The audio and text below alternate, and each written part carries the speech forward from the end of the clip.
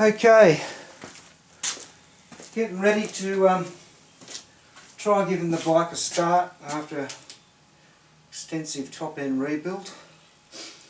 Oil's in, I've got the plugs out, just going to kick her over and check that the oil's pumping back into the tank.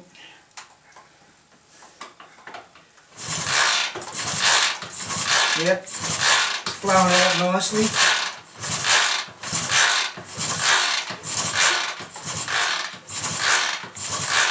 No problem. I'll put some oil down the bores.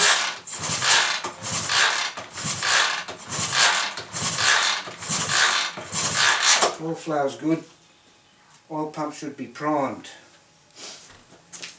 Okay, I'll just put the plugs back in and think about a few other things before giving it a go.